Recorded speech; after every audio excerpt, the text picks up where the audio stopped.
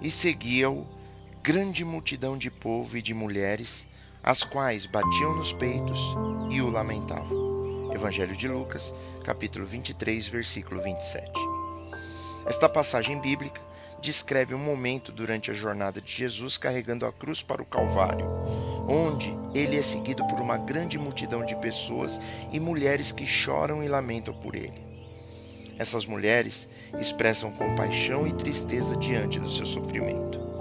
Nesse versículo, é destacada a resposta emocional e compassiva de algumas pessoas diante da crucificação de Jesus, contrastando com a tendência de minimizar a gravidade do pecado que o levou à crucificação. Ele nos lembra da importância de reconhecer a seriedade do pecado e responder com arrependimento e gratidão pela obra redentora de Cristo, seguindo o exemplo dessas mulheres que expressaram compaixão e pesar por Jesus durante esse seu martírio. Podemos ler na carta de Paulo aos Romanos, no capítulo 6, versículo 4, que diz: De sorte que fomos sepultados com ele pelo batismo na morte, para que, como Cristo foi ressuscitado dentre os mortos, pela glória do Pai, assim andemos nós também em novidade de vida. Precisamos compreender a profundidade do amor de Deus e o sacrifício que Jesus fez por nós na cruz. Ao refletirmos sobre a tristeza e o arrependimento por nossos erros e falhas, devemos lembrar que Jesus levou sobre si todas as nossas transgressões, e isso para nos libertar da condenação do pecado. Não podemos minimizar a gravidade do pecado em nossas vidas, pois foi justamente por causa de nossas falhas que ele teve que sofrer. No entanto, não devemos nos deter apenas na tristeza, mas sim buscar a transformação e a gratidão pela graça que nos foi concedida. A crucificação de nosso Senhor Jesus Cristo é, sem dúvida, motivo para profunda tristeza e pesar, mas devemos também contemplar o fato de que nossos próprios pecados foram a causa de seus sofrimentos. Essa dor é ainda mais aguda quando reconhecemos a magnitude do amor, perdão e misericórdia de Deus manifestados na cruz. Ao contemplarmos a cena da crucificação e a reação das mulheres que choravam por ele, somos confrontados com a realidade de que os nossos pecados, individualmente, contribuíram para a morte de Jesus.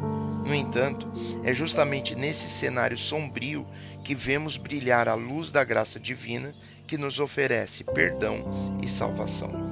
Podemos ler na carta aos Hebreus, no capítulo 10, versículos 26 a 27, que diz: Porque, se pecarmos voluntariamente, depois de termos recebido o conhecimento da verdade, já não resta mais sacrifício pelo pecado, mas uma certa expectação horrível de juízo e ardor de fogo que há de devorar os adversários.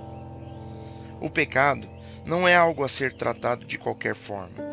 Sua consequência é a separação eterna de Deus, mas muitos têm preferido ignorar o sacrifício de Jesus, desprezando sua graça e amor. É hora de acordarmos para a realidade da nossa condição pecaminosa, aceitando o sacrifício de Cristo e viver uma vida de gratidão e arrependimento antes que seja tarde demais. Podemos ler na carta de Paulo aos Efésios, no capítulo 2, dos versículos de 3 a 5, que nos diz: Entre os quais todos nós também antes andávamos nos desejos da nossa carne, fazendo a vontade da carne e dos pensamentos, e éramos por natureza filhos da ira, como os outros também. Mas Deus, que é riquíssimo em misericórdia, pelo seu muito amor com que nos amou, estando nós ainda mortos em nossas ofensas, nos vivificou juntamente com Cristo. Pela graça sois salvos. Esse versículo nos revela a triste realidade de que, por natureza, éramos merecedores da ira de Deus, vivendo segundo os desejos da carne e da mente. No entanto, a graça do Senhor se manifestou de forma extraordinária ao nos oferecer a salvação por meio de Cristo, mesmo quando estávamos mortos em nossos delitos. Diante dessa verdade, não podemos nos contentar com uma fé superficial, mas devemos nos entregar a um arrependimento sincero, reconhecendo nossa total dependência da graça de Deus. Essa resposta não pode ser apenas intelectual, mas deve se manifestar em uma vida transformada, na qual buscamos viver de acordo com os padrões do reino, demonstrando assim a nossa gratidão pelo amor insondável de Deus. Antes de conhecermos a Jesus, estávamos completamente perdidos em nossos pecados, seguindo os desejos egoístas da nossa natureza pecaminosa e assim merecendo a ira de Deus. No entanto, Deus, em seu imenso amor, enviou Jesus para nos resgatar dessa condição desesperadora. Jesus é o Salvador que nos liberta do poder do pecado e nos reconcilia com Deus, oferecendo-nos perdão e salvação. Portanto, o conselho para uma transformação pessoal é simples, mas profunda.